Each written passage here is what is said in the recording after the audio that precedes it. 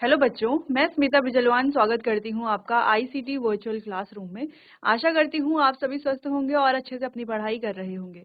बच्चों, आज हम पढ़ने जा रहे हैं क्लास 7th की साइंस और क्लास 7th साइंस में हमारा चैप्टर चल रहा था वेस्ट वाटर स्टोरी, यानी कि अपशिष्ट जल की कहानी। तो इस कहानी को ही आगे कंटिन्यू करेंगे। अपने लास्ट लेक्चर में हमने इसका जो है एक जनरल इंट्रोडक्शन देख लिया था, ठीक है, कि वेस्ट वाटर है क्या, वेस्ट वाटर आता कहाँ से है, इसके अलावा सीवेज क्या है, सीवरेज क्या है, ठीक है, सीवर क्या है। इन टॉपिक्स या हाँ, इन टॉपिक्स के बारे में हमने पढ़ लिया था अपने लास्ट लेक्चर में।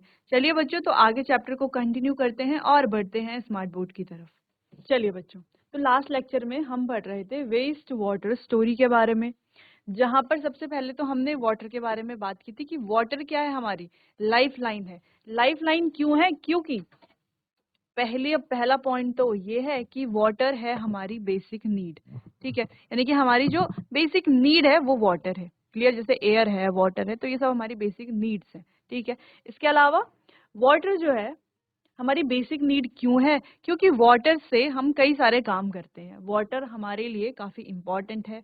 तो ड्रिंकिंग, वॉशिंग, बाथिंग, मॉपिंग, कई सारे एक्टिविटीज के लिए हमें वाटर की आवश्यकता होती है और क्लीन वाटर की आवश्यकता होती है, ठीक है। तो जो डर्टी वाटर होता है, यानी कि गंदा पानी है, उसका हम उपयोग नहीं करते हैं अपनी एक्टिविटीज के लिए, ठीक है, जो भी हमारी डेली लाइफ एक्टिविटीज है।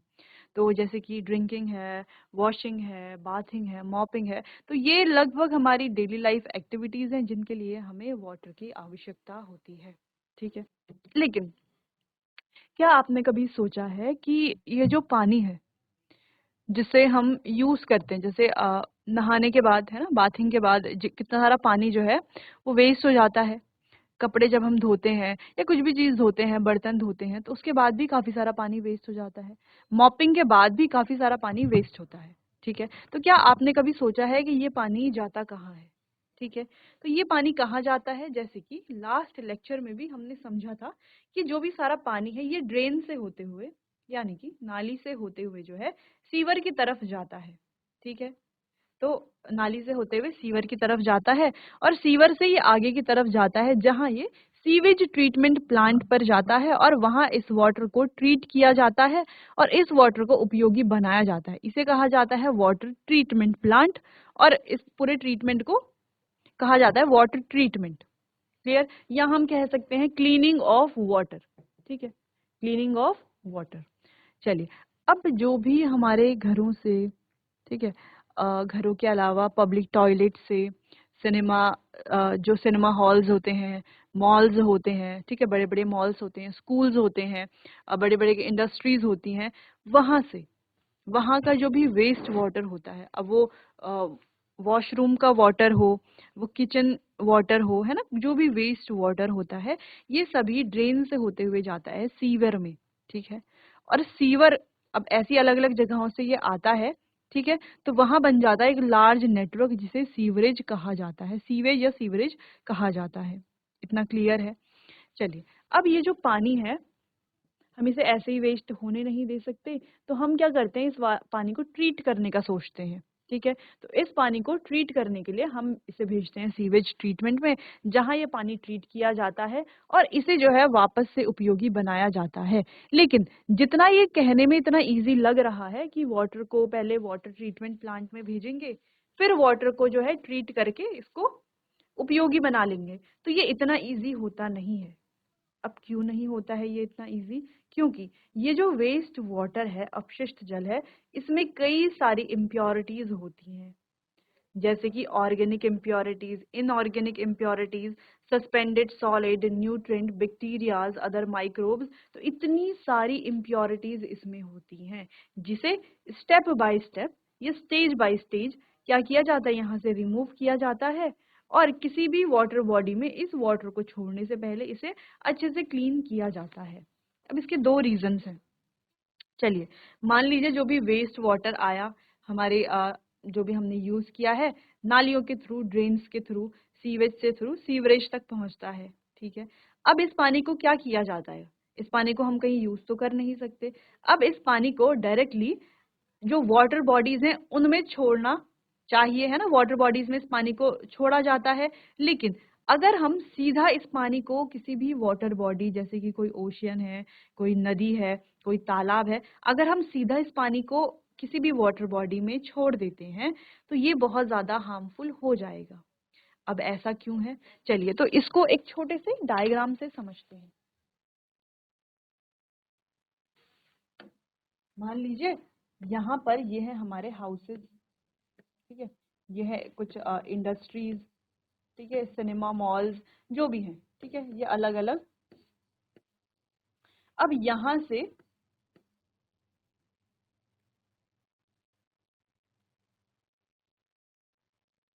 ये सभी वाटर जो है आगे जाता है, ठीक है, और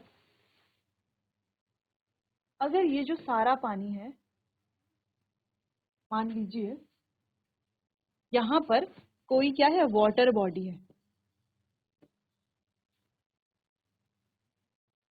जो भी वाटर बॉडीज हैं यहाँ पर, ठीक है, अलग अलग। अब इन वाटर बॉडीज में इस पानी को डायरेक्टली अगर छोड़ दिया जाएगा तो क्या होगा?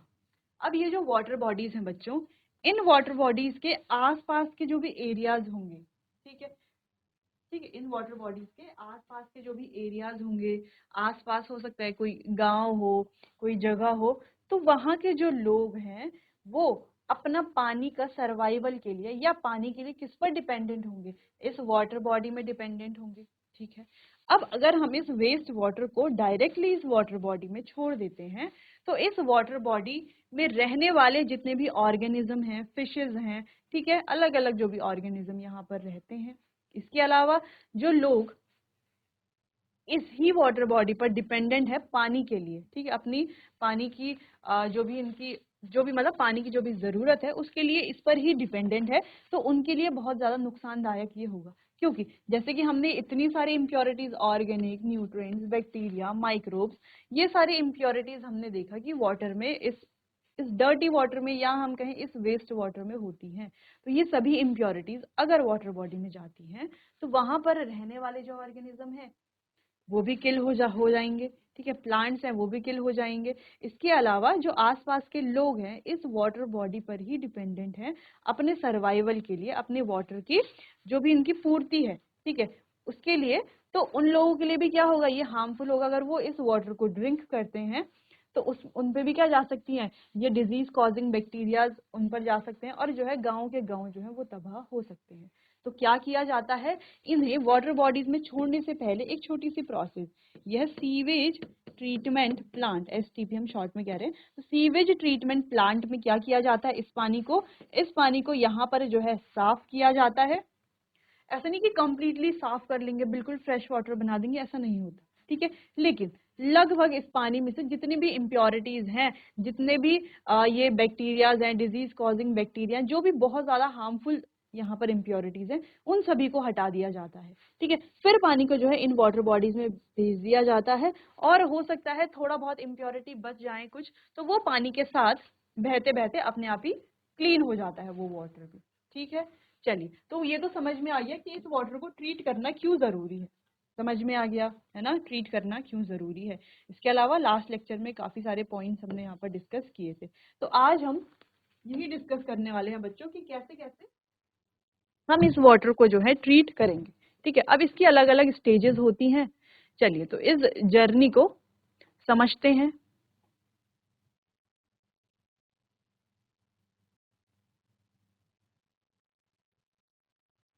चलिए, यहाँ तक तो हमारे लास्ट लेक्चर में हमारा कंप्लीट हो गया था, ठीक है, इतना। चलिए अब बात करते हैं WWTP यानी कि वेस्ट वाटर ट्रीटमेंट प्लांट की। Treatment of wastewater involve physical, chemical and biological processes which remove physical, chemical and biological matter that contaminates the wastewater। तो ये जो ट्रीटमेंट है वेस्ट वाटर का, इसमें कई सारी प्रोसेसेस इन्वॉल्व होती हैं, कुछ फिजिकल प्रोसेसेस होंगी, कुछ केमिकल प्रोसेस होंगी और बायोलॉजिकल प्रोसेसेस भी होंगी, ठीक है, जो यहाँ पर फिजिकल, केमिकल और बायोलॉजिकल पदार्थ को यहाँ से हटा देता है जो हमारे वाटर को कंटेमिनेट कर रहा था, खराब कर रहा था। क्लियर है इतना? चलिए, तो इसे अब हम समझेंगे बच्चों कि ये जो वेस्ट वाटर है इसकी स्टोरी क्या है एक एक करके। चलिए, इन्हें अलग-अलग स्टेप में समझते हैं। सबसे पहले वेस्ट वाटर यानी कि जो भी वेस्ट वाटर आया है अ, हमारे घर से या किसी भी पब्लिक एरिया से, जो भी वेस्ट वाटर आया, यहाँ तक कि रेन वाटर भी, सड़क में जो भी पानी है एडिशनल वो भी, वो सभी जितना भी वेस्ट वाटर है उसे पास किया जाता है बार स्क्रीन से। ठीक है, इस तरीके की बार स्क्रीन होती हैं, उनसे इस वाटर को पास किया जाता है। तो इसमें जो लार्ज ऑब्जेक्ट्स होते हैं जैसे कि रैग्स हो गए, स्टिक्स हो गई, कैन्स हो गए, प्लास्टिक के पैकेट्स हो गए, नैपकिन्स हो गए, वो सभी यहाँ पर रिमूव कर दिए जाते हैं। ठीक है, पहले स्टेज में समझ में आया। तो पहले स्टेज में क्या किया जाता है, इसे बड़े बड़े इस तरीके से आप जैसे इमेज में देख पा रहे हो, इस तरह की बार स्क्रीन से पास किया जाता है। और यहाँ पर जो बड़े ऑब्जेक्ट्स हैं, जैसे इन बार्स में वो ऑब्जेक्ट्स क्या हो जाएंगे, रुक जाएंगे, और जो पानी है वो आगे चला जाएगा, और जो छोटी छोटी इम्प्योरिटीज हैं वो तो आगे जाएंगी ही। ठीक है, तो लार्ज इम्प्योरिटीज जैसे कि प्लास्टिक है होगा, कैन होंगे, ठीक है, कोई स्टिक्स होंगी, नैपकिन्स होंगी, तो ये सारी चीजें यहाँ पर रिमूव हो जाती हैं। क्लियर है इतना? चलिए, तो ये था पहला स्टेप।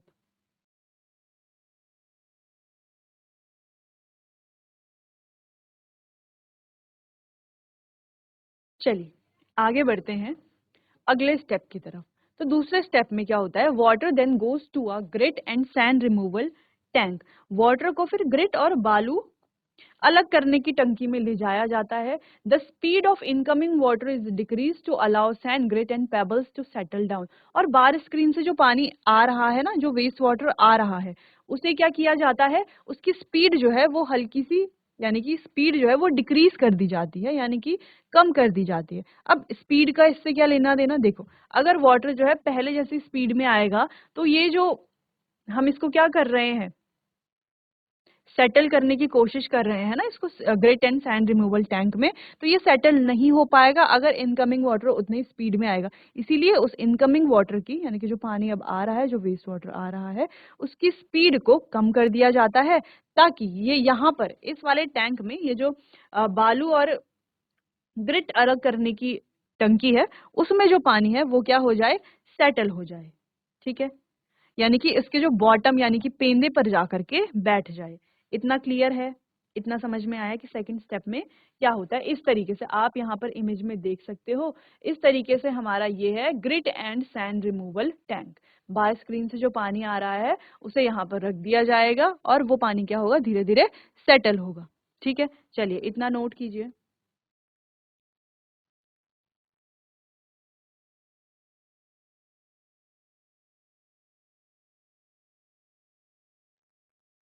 आगे बढ़ते हैं अगले स्टेप की तरफ। चलिए, the water is then allowed to settle in a large tank which is sloped towards the middle. फिर जल को एक ऐसी बड़ी टंकी में ले जाया जाता है जिसका जो पेंदा है, यानी कि बॉटम पार्ट है, वो मध्य भाग की ओर ढलान वाला होता है। ठीक है, यानी कि जैसे कि हमने देखा स्लोप्ड टूवर्ड्स द मिडल, यानी कि मिडल से, बीच से कैसा हो, ढलान की तरह हो। ठीक है, उसमें ढलान होती है मिडल में। सॉलिड लाइक फेसेस, तो इसमें जो भी सॉलिड है जैसे कि मल है, ठीक है, वो सभी बॉटम में क्या हो जाते हैं, सेटल हो जाते हैं।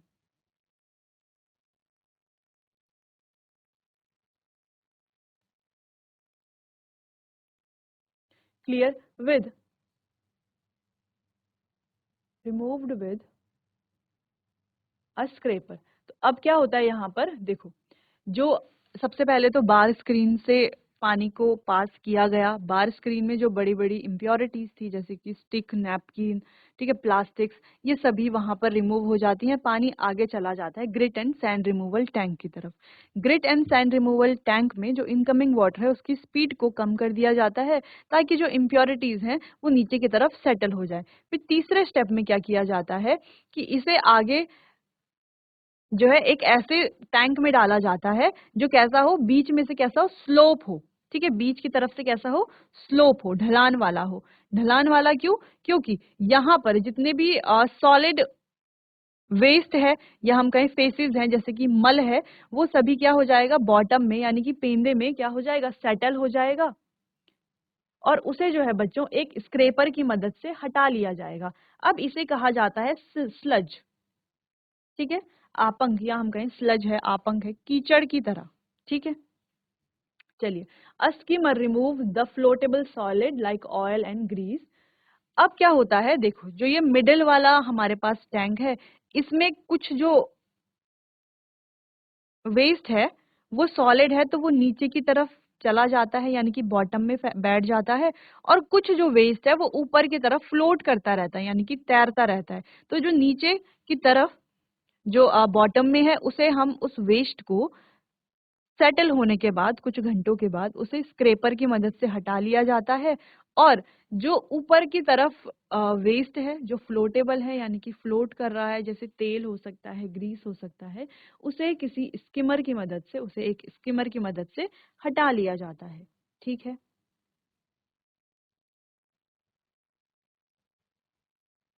Water so clarified, water so cleared is called clarified water. अब पानी इतना क्लियर हो चुका है कि इसे कहा जाता है क्लैरिफाइड वाटर। ठीक है, द स्लज, अब ये जो स्लज हमने यहाँ से निकाला था, ठीक है, स्क्रेपर की मदद से जिसको हमने रिमूव किया था, अब उस स्लज को is transferred to a separate tank where it is decomposed by the anaerobic bacteria. अब ये जो स्लज है जिसको हमने ट्रांसफर की, अब इस स्लज को हमने ट्रांसफर कर देना है एक दूसरे टैंक में। अब इस टैंक में यहाँ पर ये डिकम्पोज होगा एनाएरोबिक बैक्टीरिया की सहायता से। The biogas produced in the process can be used as fuel or can be used to produce electricity। अब यहाँ पर जब ये बैक्टीरियाज, एनारोबिक बैक्टीरियाज इस वेस्ट को, इस स्लज को डिकम्पोज करेंगे तो यहाँ पर बायोगैस प्रोड्यूस होगी, और इस बायोगैस को हम एज अ फ्यूल भी यहाँ पर उपयोग कर सकते हैं। ठीक है, तो अभी तक हमने वाटर की बात नहीं की, हम बात कर रहे थे उस स्लज की, ठीक, उस आपंक की जो हमने स्क्रेपर की मदद से अलग कर लिया था। ठीक है, चलिए, तो ये तो था हमारा थर्ड स्टेप।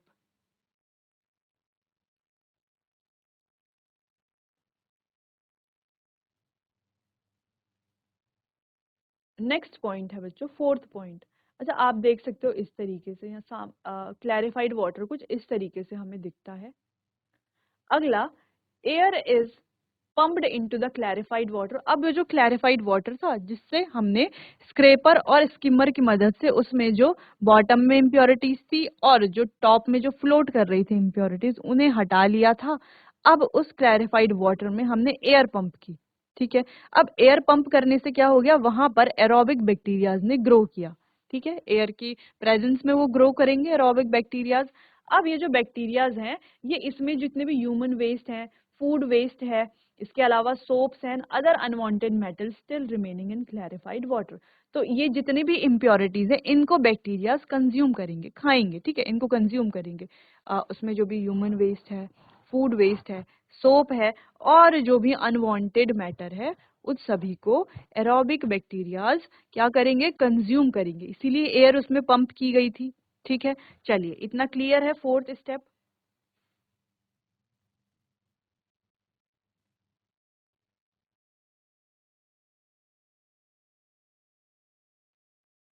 आगे बढ़ते हैं, इसी स्टेप को आगे कंटिन्यू करते हैं। After several hours suspended microbe settle at the bottom of the tank as activated sludge. अब कुछ घंटों बाद जो ये सस्पेंडेड माइक्रोब्स थे, ये बॉटम में क्या हो जाएंगे, सेटल हो जाएंगे। ठीक है, इन्हें हम कह रहे हैं activated sludge. The water is then removed from the top. तो उस वाटर को रिमूव कर लिया जाएगा, यानी कि हटा लिया जाएगा टॉप से। अब यहाँ पर जो एक्टिवेटेड स्लज है वो क्या है, about 97% water. The water is removed by sand drawing beds और मशीन्स। तो वाटर को सैंड ड्राइंग बेड्स, मशीन की मदद से रिमूव कर लिया जाएगा। ड्राइड स्लज इज, अब ये जो स्लज था इसको ड्राई किया जाता है, और इसे जो है खाद के रूप में हम यूज कर सकते हैं, या इसे जो है वापस सॉइल में डाल सकते हैं ताकि जितने भी ऑर्गेनिक न्यूट्रिएंट्स हैं वो सॉइल में वापस चले जाएं। क्लियर इतना?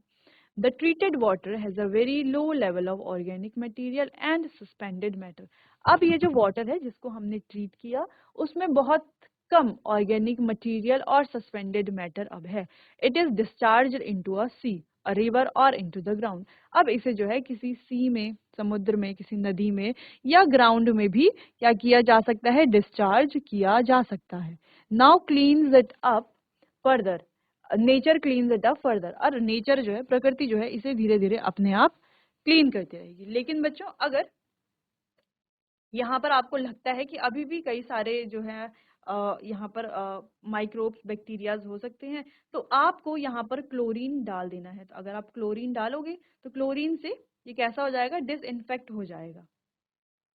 चलिए, तो sometimes it may be necessary, कभी कभार ये भी जरूरी हो जाता है, to disinfect water with chemicals, यानी कि वाटर को रसायन डाल करके डिसइंफेक्ट किया जाए, जैसे कि क्लोरीन है या ओजोन है, before releasing it into the distribution system. तो डिस्ट्रीब्यूशन सिस्टम में पानी को रिलीज करने से पहले इसमें जो है क्लोरीन और ओजोन डाल दिया जाता है, और इस तरीके से हमारा जो वाटर है वो क्या हो जाता है, वो हो जाता है पूरा क्लीन। ऐसा नहीं कि एकदम क्लीन हम इसे पी सकते, नहीं, इतना क्लीन नहीं होता है।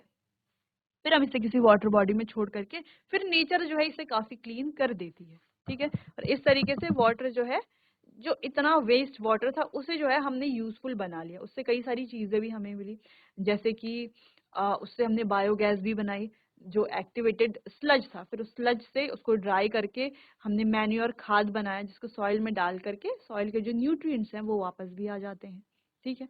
तो चलिए, तो ये काफी एक अच्छी स्टोरी थी, है ना, वाटर की, कैसे वेस्ट वाटर को हम यूजफुल बनाते हैं, कैसे उस वेस्ट वाटर को, उससे हम सारे वेस्ट को अलग करते हैं, उसे केवल जो है एक क्लियर वाटर बना देते हैं, ठीक है। चलिए, तो ये स्टोरी हमारी कंप्लीट होती है।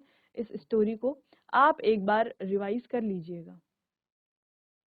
Become an active citizen, waste generation is a natural part of human activity. अब देखिए बच्चों, जो वेस्ट जनरेशन है, यानी कि वेस्ट जब जनरेट हो रहा है, तो ये एक नेचुरल प्रोसेस है, या हम कहें एक नेचुरल पार्ट है ह्यूमन एक्टिविटी का, है ना। हम बहुत सारी चीजों के लिए पानी का उपयोग करते हैं, तो पानी थोड़ा बहुत वेस्ट होगा ही, but we can limit the type of waste and quantity of waste.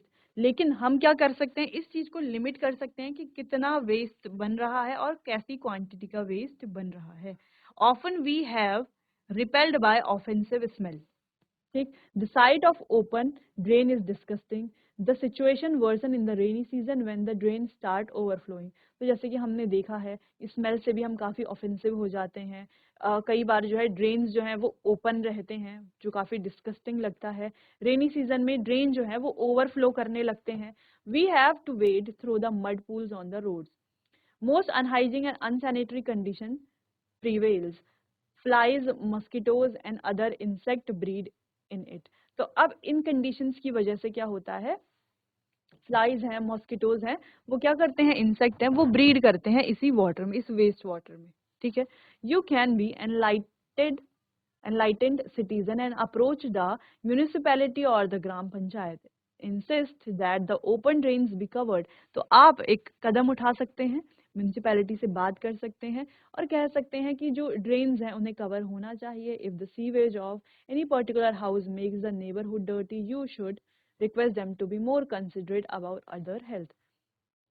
चलिए, तो आप क्या क्या इसमें बेटर हाउसकीपिंग प्रैक्टिसेस ला सकते हैं, जिससे कि आप वाटर को ज्यादा वेस्ट होने से बचा सकते हैं, ठीक है। तो चलिए, तो ये जो क्वेश्चन है, ये आप खुद से भी कर सकते हैं बच्चों, कि क्या आप बेटर हाउसकीपिंग प्रैक्टिसेस ला सकते हैं, जिसकी मदद से आप ज्यादा से ज्यादा पानी को वेस्ट होने से बचा सकते हैं। तो एक बार आप खुद से सोचिए कि क्या क्या ऐसी प्रैक्टिसेस हो सकती हैं, फिर हम इसे यहाँ पर रीड करेंगे, ठीक है, और समझेंगे।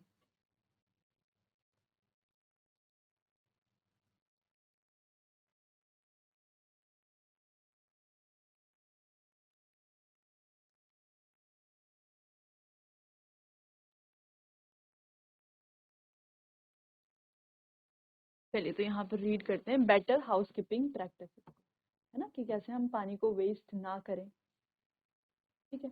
चलिए, on the ways to minimize or eliminate waste and pollutants at their source is to see what you are releasing down the drain। तो एक तरीका ये है मिनिमाइज और एलिमिनेट करने का वेस्ट को और पॉल्यूटेंट्स को उनके स्रोत में ही, ठीक है। दूसरा है कि हमें ये भी देखना है कि हम जो है नाली में, ड्रेन में क्या डाल रहे हैं, क्या नहीं डाल रहे हैं, ठीक है। इससे भी काफी फर्क पड़ता है। तो आपने देखा है कभी नाली चौक हो जाती है, ब्लॉक हो जाती है, ठीक है। तो आपको देखना है किस तरीके के जो मटेरियल्स आप वहां पर डाल रहे हो। ठीक है। तो आपको बेटर ये है, आपको कोशिश करनी है कि आपको जितनी भी जो इम्प्योरिटीज हैं वो ड्रेन में डायरेक्टली नहीं डालनी है, उनको छान करके स्ट्रेन करके आपको जो है डस्टबिन में ही डालना है। चलिए, तो एक-एक करके डिस्कस करते हैं, क्या आपको करना है, क्या आपको नहीं करना है।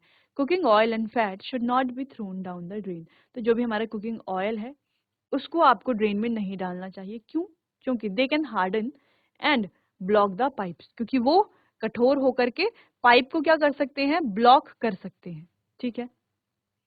In an open drain, in an open drain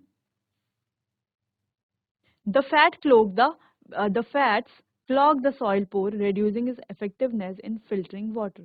तो इसमें क्या होता है, जो ओपन ड्रेन होते हैं उसमें जो फैट होता है, जो भी ऑयल है, घी है, ठीक है, या और कोई फैट है, तो वो क्या करता है, जो सॉइल के पोर है उसे क्या कर लेता है, कम कर लेता है, जिससे फिल्टरिंग जो है वो रुक जाती है। तो इसीलिए जो ऑयल या फैट हमें थ्रू करना है उसे हमें जो है सिंक में या ड्रेन में थ्रू नहीं करना चाहिए, उसे हम डस्टबिन में डायरेक्टली थ्रो करेंगे। क्लियर है इतना?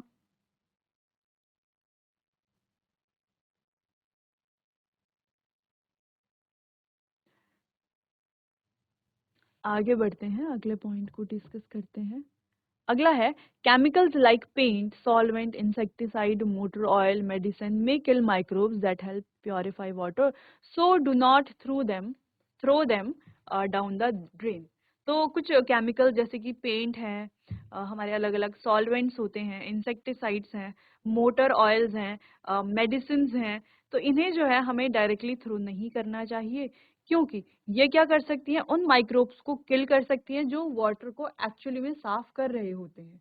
ठीक है। इसीलिए इन्हें जो है ड्रेन में नहीं डालना चाहिए, इन्हें भी हमें डस्टबिन में ही डालना चाहिए, जो भी पेंट है या कोई सॉल्वेंट है। ठीक है। चलिए, इतना क्लियर है। अगला है used tea leaves, solid food remains, soft toy, cotton, sanitary towel etcetera should be thrown in the dustbin. तो जो भी जैसे बनाई हुई चाय की पत्तियां हैं ना, जिनको हमने यूज कर लिया है, कोई भी सॉलिड फूड रिमेन्स हैं, ठीक है, यानी कि बचा कुचा खाना है, सॉफ्ट टॉयज हैं, कॉटन है, सैनिटरी टॉवल्स हैं, तो इन सभी को भी हमें डस्टबिन में ही थ्रो करना चाहिए, ड्रेन में, नाली में नहीं डालना चाहिए। The these waste choke the drains. They do not allow free flow of oxygen. This hampers the degradation process. तो यहाँ पर होता क्या है, अगर हम इन इन चीजों को डायरेक्टली ड्रेन में डालते हैं, तो ये ड्रेन यानी कि नाली को चोक कर सकता है, बंद कर सकता है, वहां पर ऑक्सीजन का फ्री फ्लो नहीं हो पाएगा। ठीक है। क्लियर है इतना? चलिए, तो जैसे कि यहाँ इमेज में भी आपको दिख रहा है कि हमें डायरेक्टली इस तरीके से जो यूज्ड टी लीव्स हैं या जो भी वेस्ट फूड है, सॉलिड फूड पार्टिकल्स हैं, उन्हें डायरेक्टली ड्रेन में नहीं डालना चाहिए, उन्हें डालना चाहिए हमें डस्टबिन में। ठीक है।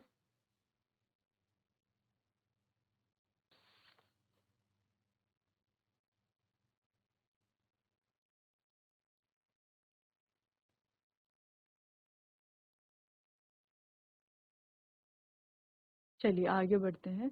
इन the year 2016 the government of India has initiated a new mission known as Swachh Bharat. तो 2016 में इंडियन गवर्नमेंट ने एक न्यू मिशन को इनिशिएट किया जिसका नाम है स्वच्छ भारत, हम सभी जानते हैं, under which a lot of drives such as proper sewage disposal and providing toilets for everyone have been started, जिसके अंदर कई सारी ड्राइव शुरू हुई, जैसे कि एक प्रॉपर सीवेज डिस्पोजल, ठीक है, दूसरा जैसे कि टॉयलेट्स, जो टॉयलेट्स हैं वो सभी को प्रोवाइड की जाएंगी। ठीक है। चलिए, आगे बढ़ते हैं। वर्मी प्रोसेसिंग टॉयलेट के बारे में समझते हैं। अब वर्मी प्रोसेसिंग टॉयलेट क्या होता है, इसके बारे में आपने सुना होगा, स्कूल में पढ़ा होगा। चलिए, अ design of a toilet in which human excreta is treated by earthworms and has been tested in India. It has been found to be a novel, low water use toilet for safe processing of human waste. The operation of the toilet is very simple and hygienic. The human excreta is completely converted to vermi cakes, a resource much needed for soil. यानी कि जो human excreta है, यानी कि human faces जिसे कहा जाता है, या ह्यूमन वेस्ट हम किसे कहें, जिसे कहें, ठीक है, यानी कि बेसिकली हम कहें जो मल है, उसे जो है ट्रीट किया जाता है अर्थवॉर्म से, ठीक है। तो अर्थवॉर्म क्या करते हैं, उसे ट्रीट करके क्या बना देते हैं, वर्मी कंपोस्ट बना देते हैं, जो हमारी सॉयल जो है उसके लिए काफी एसेंशियल न्यूट्रिएंट होता है, ठीक है। तो ये एक सिंपल और हाइजीनिक तरीका भी है जिससे कि वर्मी केक्स बनेंगे, जो एक रिसोर्स है सॉइल के लिए, मच नीडेड है, यानी कि जरूरी चाहिए, ठीक है। चलिए, तो ये हो गया वर्मी प्रोसेसिंग टॉयलेट्स।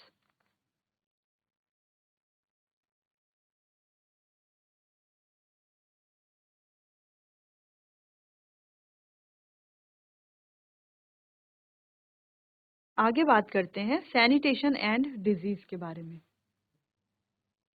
चलिए, poor sanitation and contaminated drinking water is a cause of large number of diseases, यानी कि जहां पर सैनिटेशन, प्रॉपर सैनिटेशन ना हो, है ना, और जो कंटेमिनेटेड वाटर है, यानी कि ऐसा वाटर जिसमें काफी सारे बैक्टीरियाज हैं, माइक्रोब्स हैं, ठीक है, यानी कि कहीं की जो साफ पानी नहीं है, वो कंटेमिनेटेड वाटर है, उसको पीने से जो है बहुत सारी डिजीजेस होती हैं ह्यूमन बींग्स में, ठीक है। तो स्वच्छता की कमी ही रोगों का कारण बनती है। Look us let us look at our own country. जैसे कि हम अपनी कंट्री में देखें, a vast number of our people are still without sewerage facilities, where do they relieve themselves. जैसे कि हम अपनी कंट्री में ही देखें, बहुत सारे लोग जो हैं वो बिना सीवरेज फैसिलिटीज के रह रहे हैं, ठीक है। तो ऐसे में क्या आप सोच सकते हैं कि वो अपने हम कह सकते हैं कि वेस्ट रिमूवल के लिए कहाँ जाते होंगे, ठीक है। चलिए, a very large fraction of our people defecates in the open on dry और ऑन ड्राई रिवर बेड्स। तो जैसे कि हमें पता भी है कि जो हमारी कंट्री है, वहाँ के जो ज़्यादातर पीपल है वो ओपनली डेफिकेट करते हैं, ठीक है। ओपनली डेफिकेट करते हैं, या रिवर साइड के, रिवर बेड्स के आसपास जो है वहां पर भी क्या करते हैं, डेफिकेट करते हैं, रेलवे ट्रैक्स में, फील्ड्स में, और ऐसी अलग अलग जगहों पर, और कभी कभार तो डायरेक्टली वाटर में भी डेफिकेट करते हैं, ठीक है। Untreated human excreta is a health hazard, जो कि क्या बन जाता है, एक हेल्थ हजार्ड बन जाता है, क्योंकि डायरेक्टली अगर ह्यूमन एक्सक्रीटा इन जगहों पर जाएगा, खुले में जो भी डेफिकेशन होगा, तो उससे जो है बहुत सारी बीमारियां पनपती हैं, ठीक। Both the surface water and ground water get polluted. अब इससे क्या होगा कि जो सरफेस वाटर है और ग्राउंड वाटर है, दोनों ही क्या होंगे, पॉल्यूट होंगे, या हम कहें, सिंपली कहें कि ये वाटर पॉल्यूशन का एक मेन कॉज है, साथ ही सॉइल पॉल्यूशन का भी मेन कॉज है। Ground water is a source of water for wells, tubewells, spring and many rivers. तो जैसे कि हम जानते हैं, जो ग्राउंड वाटर है, तो वो कुएं के लिए, ट्यूबवेल्स के लिए, स्प्रिंग के लिए, और बहुत सारी रिवर्स के लिए जो क्या है, एक स्रोत है। Thus it became the most common route for water borne disease. इस वजह से ये भी क्या बन जाता है, एक मोस्ट कॉमन रूट बन जाता है वाटर बॉर्न डिजीजेस के लिए, जैसे कि कॉलेरा, टाइफाइड, पोलियो है, ठीक है, हेपेटाइटिस, डिसेंट्री। तो ये अलग अलग बीमारियां हैं जो ओपन डेफिकेशन से फैल सकती हैं।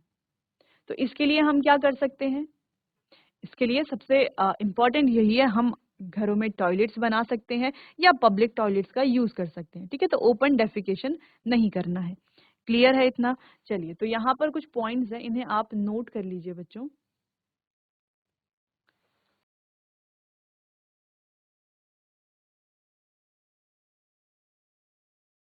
चलिए बच्चों, तो आज के लिए बस इतना ही, बाकी इसे हम डिटेल में डिस्कस करेंगे अपने आने वाले अगले सेशन में।